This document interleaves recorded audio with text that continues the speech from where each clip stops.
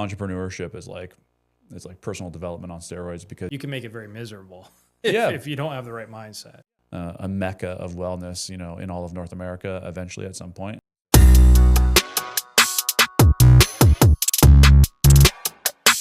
All right, so we're here today with Dave Haas on this episode of Cracking the Success Vault with Spectre Financial. Dave, thanks for joining us.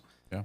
I just want to give a little background. So Dave and I met about 2 to 3 years ago now in our daughter's dance class waiting room.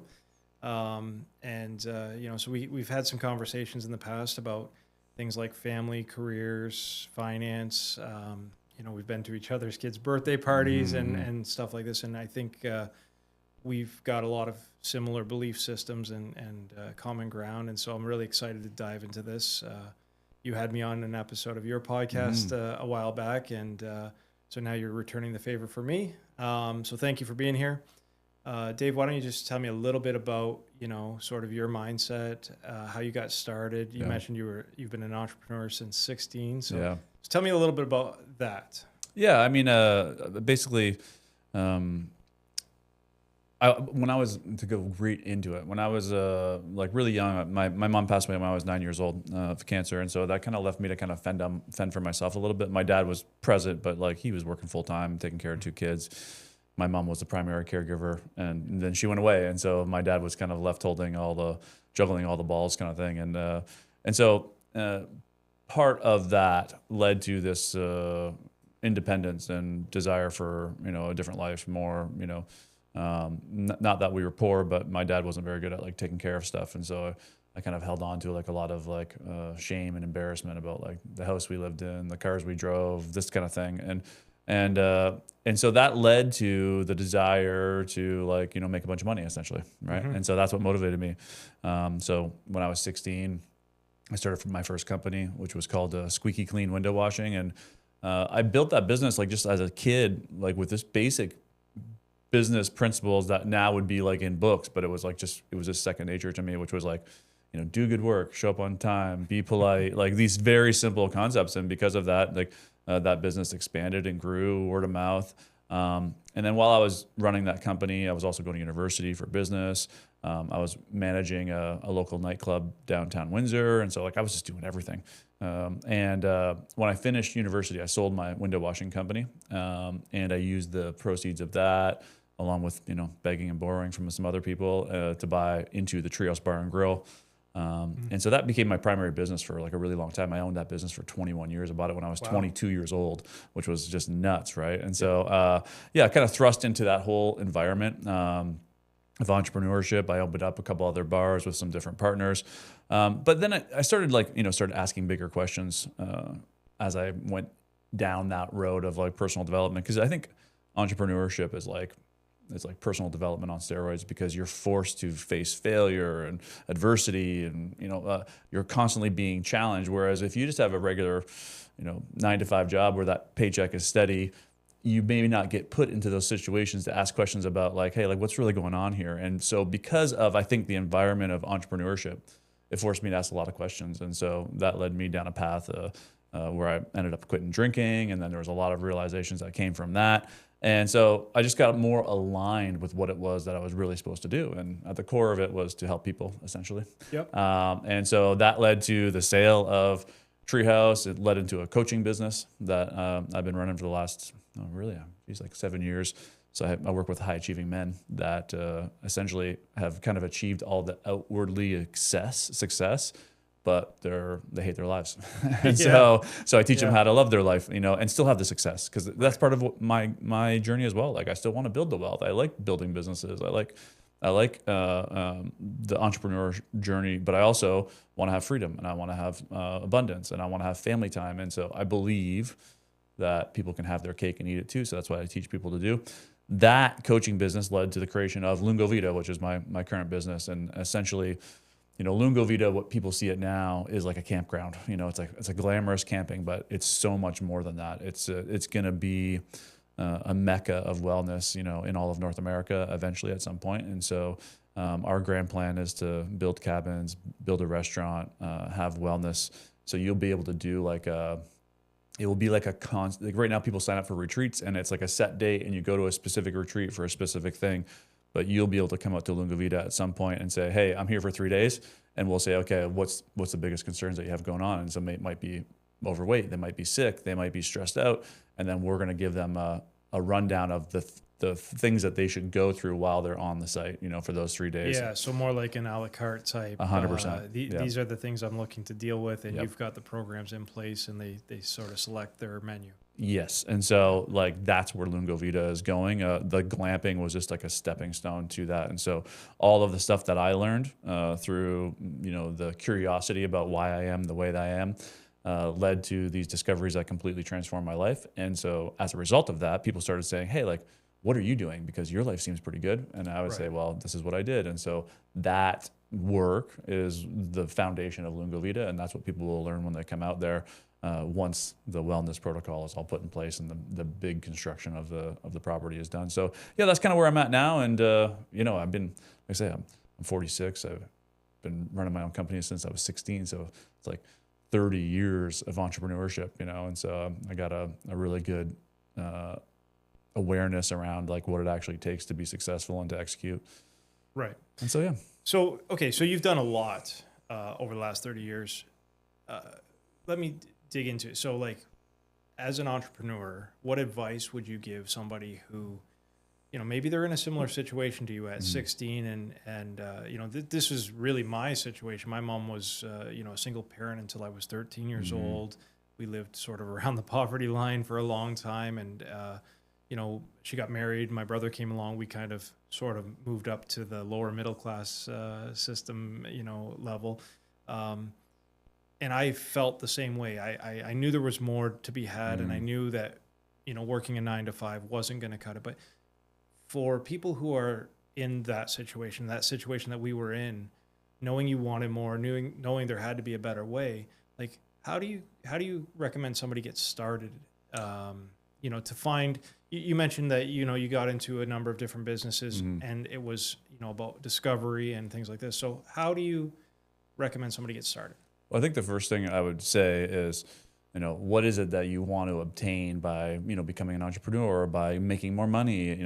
It's not about the money or the house or the car that you're actually after. It's about the feeling that you will have once you get those things, right? And so one of the things I've been really working on myself, to give you an example recently, is that one of the big things I've always said is that I want to have the kind of like wealth where people like just know who I am because I have that wealth, right? It's like, everyone knows Zuckelman, right? He walks into a room, he's like, oh, there's Zuckelman, and he's created this huge gigantic. And then I started asking the question, but why do I really want that? And the real answer is, it's not really so much about the money. It's about being validated, like having the world say to me, yeah, you're good enough. Like you did it. Right. And so anytime you identify what the feeling is that you're after, then usually the reverse is true. So if you want wealth because you will feel safe once you have a mortgage paid off and a bunch of money in the bank, then that means that you don't feel safe now, right? And so if you start to solve for why you're not safe now, or why, for example, I needed to be validated. If I need to be validated, it means that I don't believe I'm valid, right? And so if you start to solve for why you don't have those feelings right now, because they're all available to us, but for some reason, we started believing that we weren't worthy, or we weren't safe, or whatever it may be. We were poor and we felt just shame. And so whatever the emotion was that we were feeling, it's like it started somewhere. And so we just have to go back and undo it so that then we feel safe before we have the money. Then we feel happy before that we have the money. And then we feel valid before we have the money or the status or whatever. And once you begin to feel that way, then as a natural consequence of you already being the state that you thought you had to go get, then the thing that you went to go get comes into your life. And that's pretty much my story. Like that's how this all kind of manifested for me was, I always thought that money would equal happiness, right? And which is like what a lot of people think. And the thing that I didn't realize is that I was not being happy on the journey to making money. And so without even knowing what I was doing, I started to uncover why I wasn't happy. And that was the shame of, them driving the shitty cars. And I always tell the story. My dad used to drive a Ford Tempo that he got into a car accident with it. And so I had a different color fender and a rusted out back fender. And then one day he was driving, he had 2 spare tires on the back of the thing. So it's like, now it's like, look at this beat up old car with 2 spare tires. And I was so embarrassed driving that car. If I was in town, like I grew up in Essex, and if I was in town, I would pretend to tie my shoes if I was driving by anybody, not just people I knew, anybody. I did not want to be seen in that car, right? And so that's how deep the shame was. And so I started bringing awareness to that. I started solving for that. And as a result of letting all of that pain go, I started becoming happier. And as I became happier, and like I said, I was doing this unconsciously. I didn't even know I was doing it. But as I became the state that I thought money would bring me, the money began to flow into my life. Right. And so like, that's the conundrum that, I've really been pondering recently. It's like, the wanting of the thing is actually the block to getting it. And everyone thinks, well, the desire is a good thing, right? And what you're saying in desire is that I am not good enough as I am. My life, my current situation isn't okay, but what you have to learn how to do is be okay in your current situation. And as a result of that, always when you don't want it, that's when it comes. It's like a bank. They'll only give you money when you don't need it. I always use the line that banks are in the business of giving you an umbrella when it's sunny and taking away when it rains. 100%. 100%. So you said a couple things that I just want to touch on. Yeah. So one thing I totally agree with you that, that money isn't everything. It certainly won't make you happy if you're not a happy person. Yeah. A lot of people, believe that money is a magnifier of who we are, right? Yeah. So if you're a jerk, you're going to be a bigger jerk. Mm-hmm. If you're a nice person, you're going to be an even more nice person, right? And so it's a bit of a scorecard. It's a mechanism to kind of see where we're at in terms of our professional career or our personal finance career, but it's not really the thing that's going to make you happy. You do have to be somebody who can control and understand yourself to be okay with things. And then you're right. I think that allows you to unlock more opportunities. The second thing is, you touched on something. I'm a big Simon Sinek fan. Okay. And so when I read his book, Start With Why, and you watch the Golden Circle TED Talk there, and you kind of hit on it, right? I think for most people, I would say probably the high 90% of the population don't really understand their purpose. They don't really know why they do the things they do, right? And so I think, unfortunately, many of us, we kind of are herded like cattle into 9-to-5 type jobs or factory 7 to 3, 3 to 11 type jobs where, it serves a function to be able to achieve like the basic needs. We have a house and food on the table and whatever, but there's no real satisfaction in what we're doing as a society. We're just punching a clock and we're biding our time and hopefully getting to retirement and maybe being able to live out a 10 or 15 year lifestyle that we've earned. And the reality is, I think what happens is most people have an expectation that at some point the switch will just go off for them and they're living the life they want. But if you don't have a purpose and you don't understand why you're doing what you're doing, it kind of makes me sad to know that people might work 40 years of their lives with no purpose just to get to retirement. Right. And being in financial planning, we see this all the time where people don't know what their goals are. They don't know what their dreams are. They don't know why they do what they do. And so I think that's a really cool message to understand, and I never really thought about, to your point, the opposite being the underlying root cause. Right. But yeah, I think if people took some time to really understand who they are, what they're looking for in life and what their desires are and why, the big question, why, I think people would be more fulfilled and happier in general anyways. Yeah, I think, for sure. And I think people will get really hung up on the why as well. I'll give you the example of my wife, which is she's like a perfect example of like you need to lean towards like what you're drawn to, but you don't have to like really get to the nitty gritty of your why. Your why, my why is to end the suffering of mankind, which is like a giant why, right? Yeah. But I could do that in running a retreat center. I could do that in a coaching business. I could release courses. I could do all kinds of stuff. I could teach people how to play better golf. I could do all kinds of things that would make people, happier and help them, right? My Apple iPhone helps me quite a bit, and so it's like you don't have to get so I think precise on the why. I think that's where a lot of people get like they're searching for this giant why, but it's just like, well, what do you really like to do? And so my wife, we met, she was like 20 when we met. And so she was just finishing university, and she went to university for business and marketing. And so she thought like the natural, chain of events was go get a job at a company. And she was working for a roofing company, and she like literally like hated her life every single day. Yeah. Right. And so we were living together at the time, and I had a treehouse, and she was bartending and making more money on the weekend bartending than she was for the whole 40 hours. And so I just said like, hey, if you hate that job, I'm like, just quit. But then like all of her walls came up like, well, no, like this is what I'm supposed to do. And, she was fearful and we're not going to have the paycheck and all this. I'm like, but like, just quit. And so then she quit, and that gave her the space to start asking the question, well, what is it that I really want to do? Yeah. Right.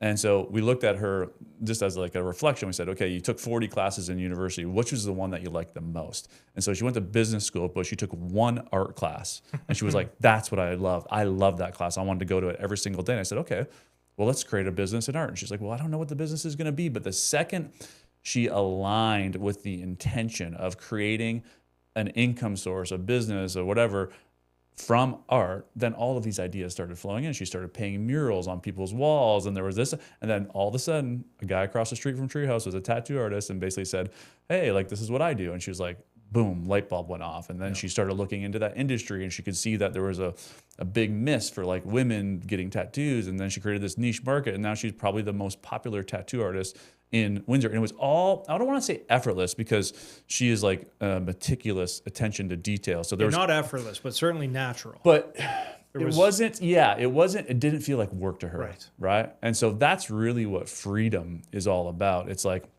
when the responsibilities of day-to-day life don't affect your internal state. So people think freedom is doing nothing. It's like, no, freedom is not doing what you love. And so like for her, like she loves creating these amazing designs, and she will spend hours like trying to make sure that the design is perfect for the client.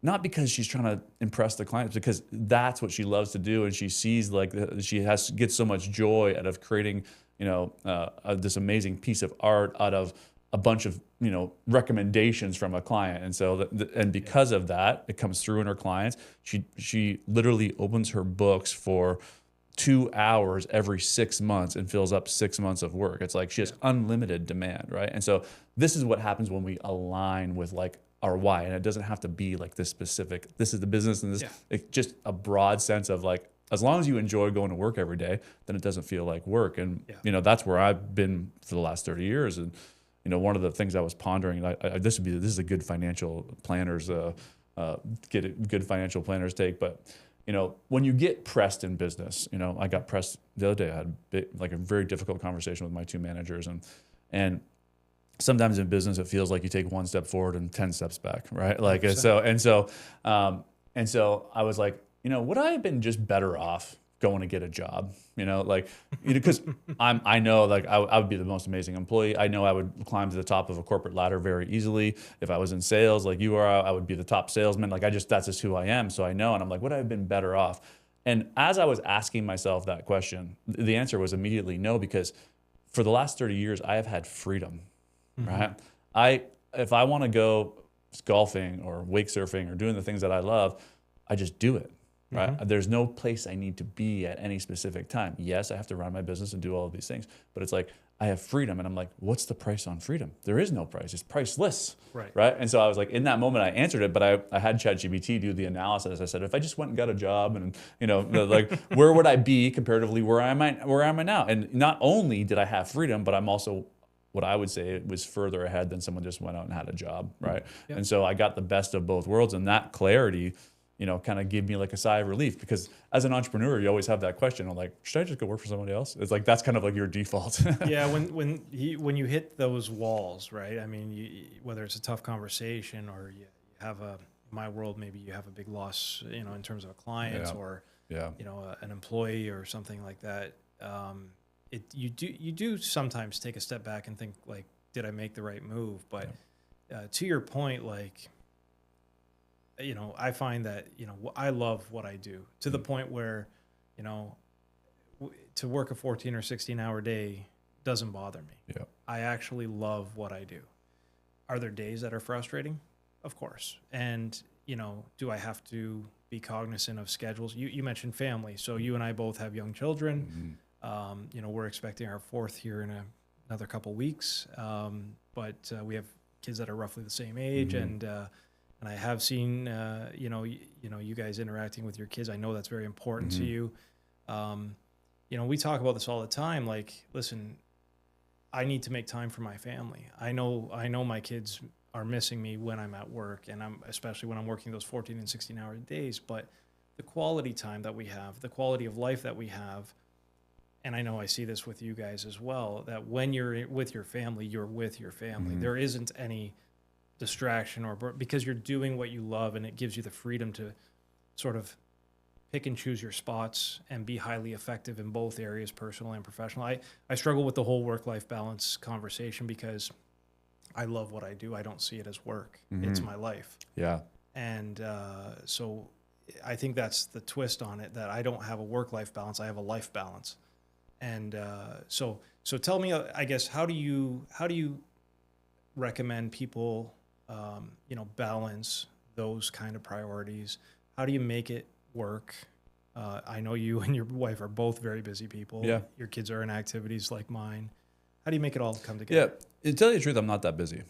Well, no. Like, I mean, here's the thing. Like, I say that to people all the time because I see this in like, social settings. Like, how are you doing? Like, what's the answer? Busy, right? And it's like, it's almost like this badge of honor that we're so busy. But it's like, for me, it's like, I don't want to be busy, right? And so, like, I used to be a volunteer firefighter. That was another thing that I did, and I had this great, mentor in the fire department, and he said a good fire chief should be able to stand at the scene of a fire and never move from that position, because he has put everything that's in place to make sure that that fire gets put out and every single person knows their job, so he can just stand in that one position the whole entire, And he's like, he's like, now go to other fires and watch the chief, watch the person in charge, and see how they were responding. And so I started observing, and then I noticed the guys that were not the good leaders, they were the ones that were running around with their heads cut off and feeling like everything was out of control. Right. And the guys that knew their shit were standing there and they were just observing. And that's where I've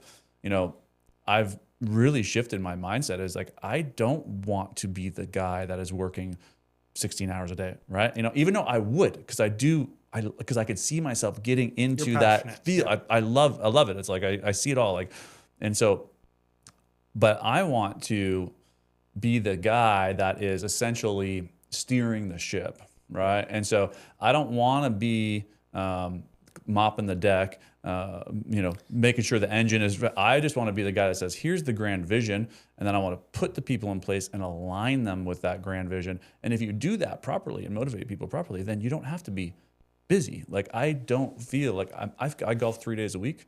Last night we went out wake surfing. We had a great time with our friends, and like, I feel like that I have like complete and total freedom. You're at all times. You're in control of your time. Yeah, like, it's like you might get a lot done, and it might take you some time, but you're in control of it. Yeah, and I'm just like, from where I was in the past, I used to live by the mindset, if I could do it myself, why would I pay somebody else to do it? But now I've completely flipped that mindset, meaning I don't want to do anything that I can pay somebody else to do, which is a completely different mindset. So the only thing that I focus on is the shit that I think only I can do. And that is all big picture stuff, right? It's like, it's not the filing. It's not even really the management of people anymore. Like, I empowered my manager out at Lungovita.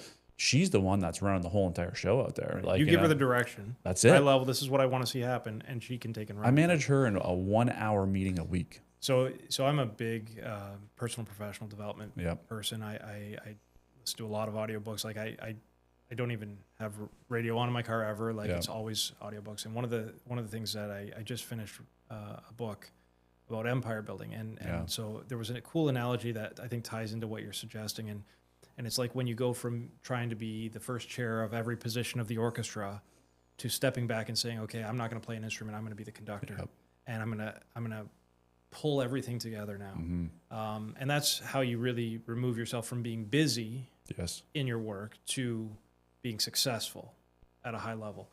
And I really appreciate that. And that's what we're trying to build in our business right now, is how do we go from being the top sales guy to the leadership development person, right? To 100%. empower the other people to be successful. Because there's a limitation when you think you can do everything or you need to do everything yourself, you drop balls. You can't 100%. get it all done. And then that's where you lose that's where the work-life balance falls out of place. Like even when I was having that difficult conversation with my managers, there was even this thought, and it's probably not true, but I'm like, I could do all of their jobs.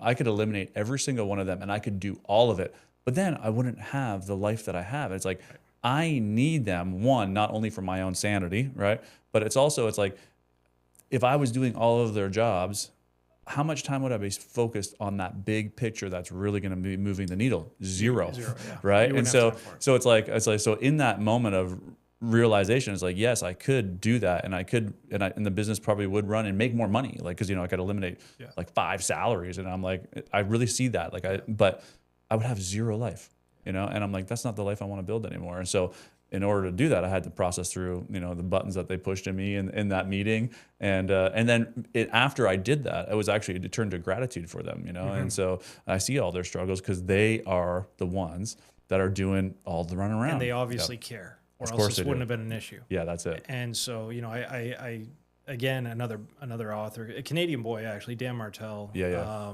The Buy Back Your Time Buy Back book. Your Time. I just read that. Yeah. So I've gone through it a couple times. We've done the time audits. I really am a big fan because, I am a bit of a micromanager naturally. Like I am a perfectionist. It's got to be done my way or it's not the right way and all that stuff. And I have to retrain myself to really start to see things differently because, his thing is 80% done by someone else is 100% freaking awesome. That's his whole thing, right?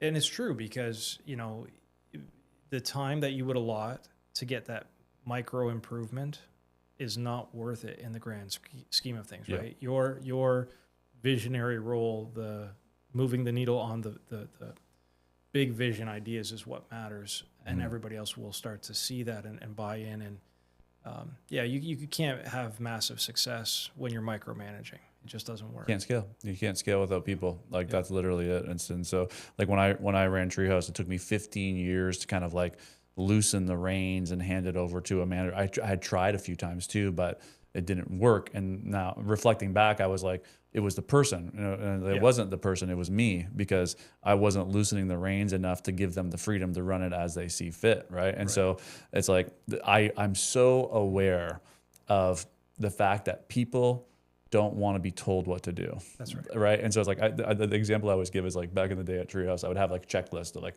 all the stuff that had to be done, like the dishes that need to be done, the shelves need to be wiped and all this stuff. And so I would come in every day when I was in my micromanaging mode and I would be like, they would come to me and they'd be like, Dave, I cleaned the back room. And I'd be like, but that wasn't on the list. That wasn't on the list. And it's because they want to feel like they have created this idea that this needs to be done. And then they want to feel the praise from that idea and all. And I'm like, holy cow. And so I see this in my own business partnership at Lungovita, because the guy that I'm in business with there is kind of like a mentor to me. And, I have this path. I'm like, okay, I see Lungovita. I'm the president. I'm the CEO. I'm the one running it. And I got this vision and I'm headed down this road and I see it clear. Then all of a sudden he'll come in and say, hey, what about this? And it completely derails me, right? It deflates all of my energy, and we've had conversations about it. But I recognize that every time I come in and micromanage my employees, that's the exact same feeling that they're experiencing. And so, what I've had to do with Maya, who runs the show at Lungovita, is like, I'm just like, you run it. Right. However you see fit. It's your vision, right? And so like I have the grand vision, which I align her with, but as far as how do you manage the employees? What are the processes you put in place? How do we make sure the guests are happy? That's all on her. And she has a complete and total freedom She's on the front to line. make that She's call. going to be able to make better decisions than you will. Yeah. And so just recognizing that the only way people learn is by making mistakes. And so another story about that was, I'm a sailor. And so when I first started sailing, I learned all the positions of the boat, and eventually I got to the main position of the boat, right? And which is the foredeck, where you launch the spinnaker, the big parachute looking thing. And so I had been shown 100 times how to hook the spinnaker up properly and, to make sure that it goes up and it doesn't get tangled and all of this stuff. And so no matter how many times I was shown that, one day I put the spinnaker up sideways, right? Mm-hmm. So the clue, which is the back, I hooked that to the halyard. So the the sail was up like, it was supposed to be a triangle going up, and it was a triangle going sideways. And because of that, we lost the race.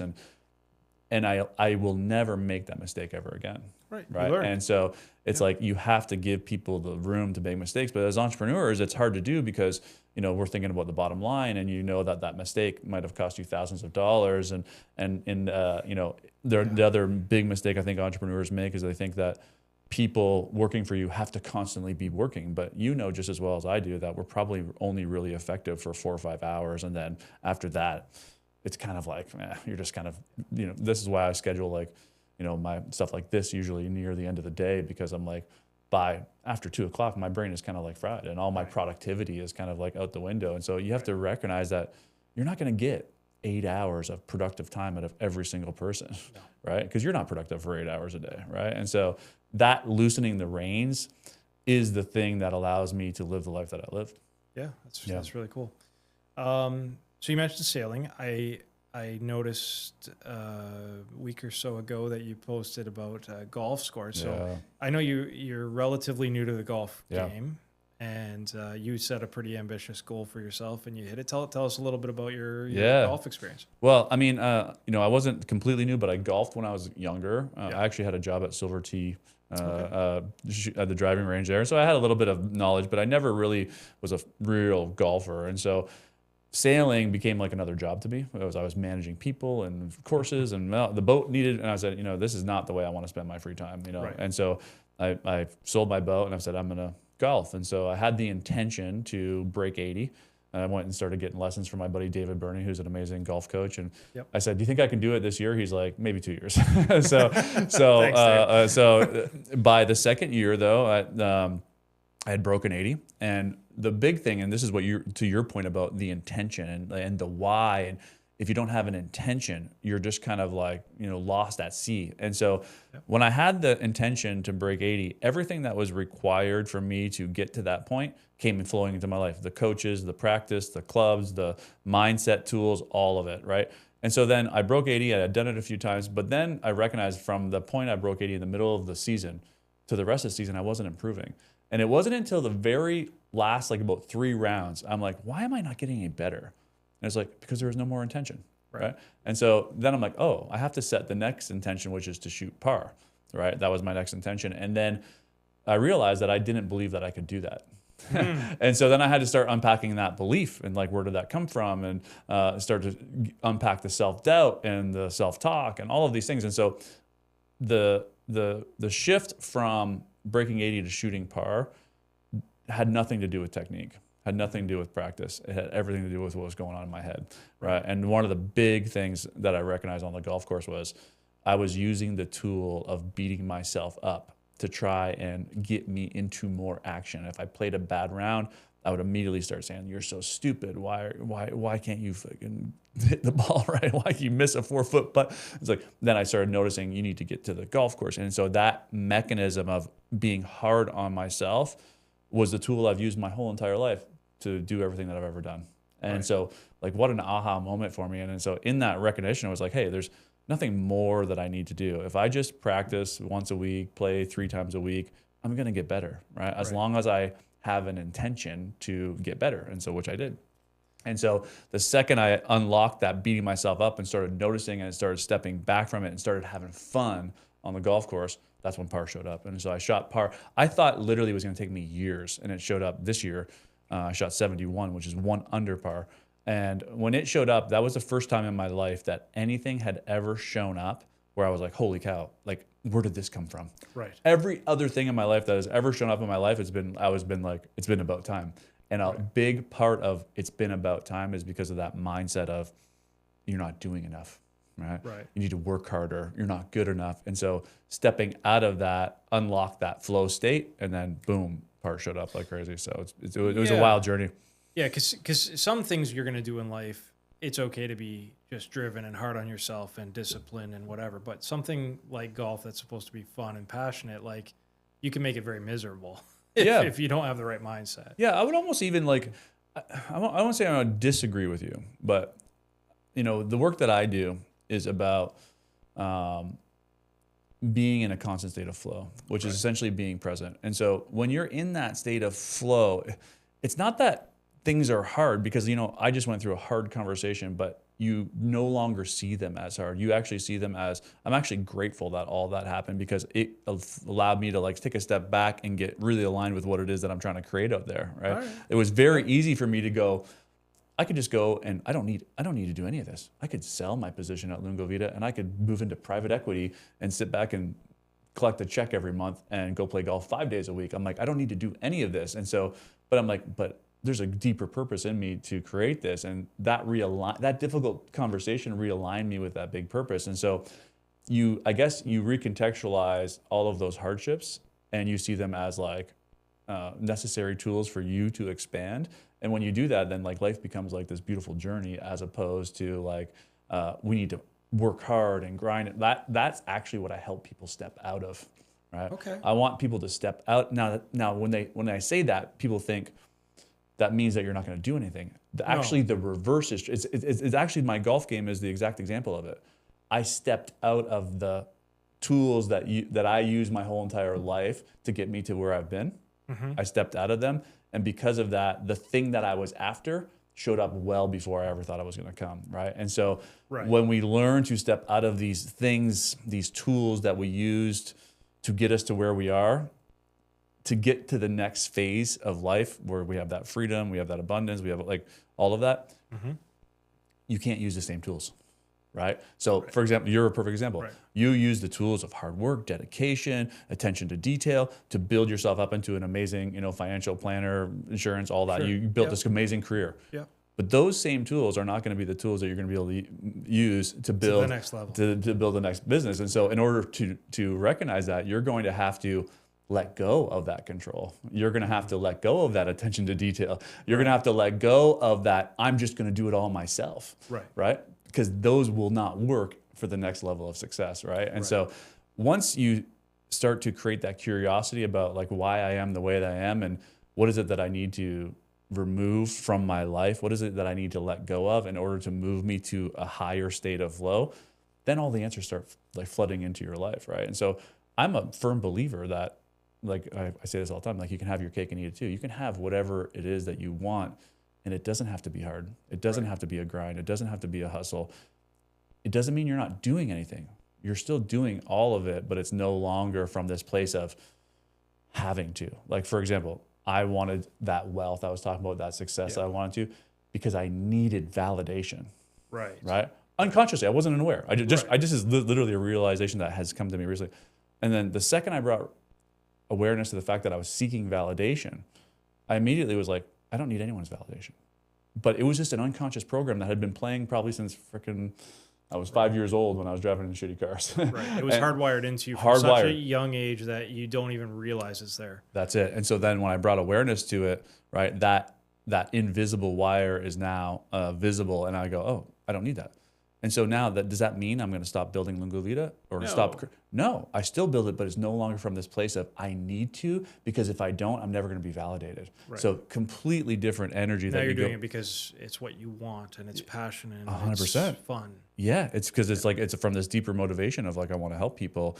I want to see this thing through to its full potential. But it's not because I need you to tell me that I'm good enough, right? Or the world, right?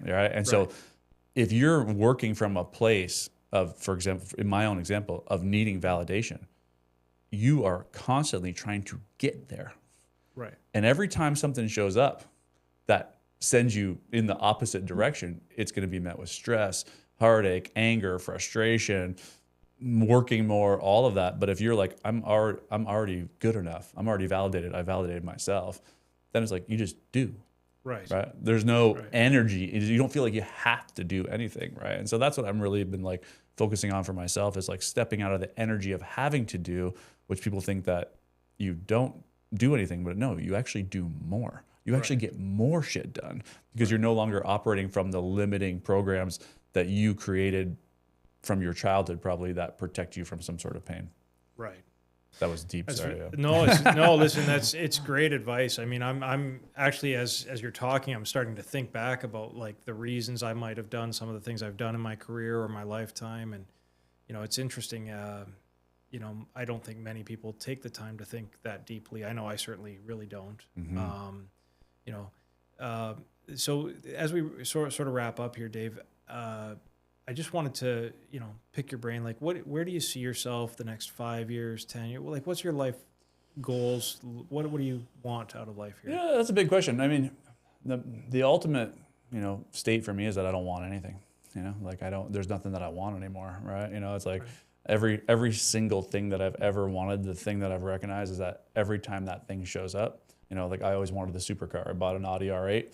It was cool for about 10 minutes. And then I was like, oh, it didn't change anything about me. Right. I wanted to shoot par in golf. Yeah, it was amazing. And I probably spent a half hour and I tried to expand that celebration, but then it was like, immediately I saw myself, everyone kind of forgot about the round, like no one was patting me on the back anymore. And that all the things the reasons I thought I wanted that, which was for people to tell me I was good enough, a good golfer or whatever.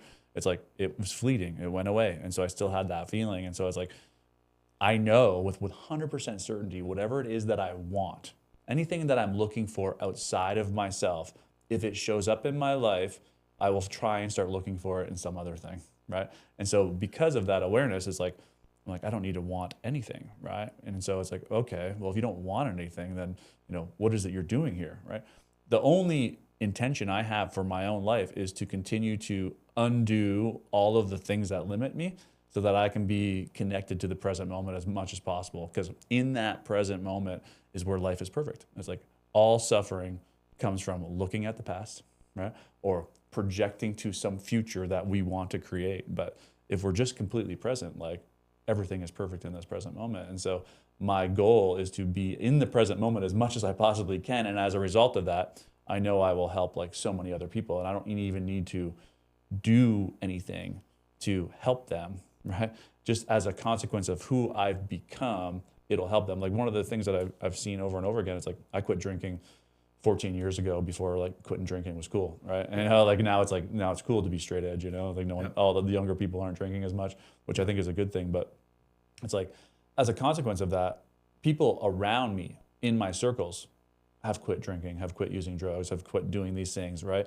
And it's like, I never told them to do that, right? Yeah. Just as a consequence of them being around me repetitively, they naturally move into that field, right? And so like, that's actually what is possible. So there's really nothing that we need to do. And I know that's a stupid, deep answer, but to give you a more tangible answer is like, I'm going to use that energy to create Lungovita and to create a space. And I'm going to kind of give people, it's kind of like I sell them on what they want and I give them what they need. So even Lungovita in its space right now, it's like people don't even understand what they're getting when they go out there.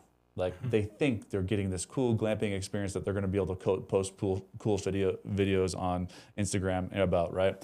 But what they actually get when they get out there is they get to unplug.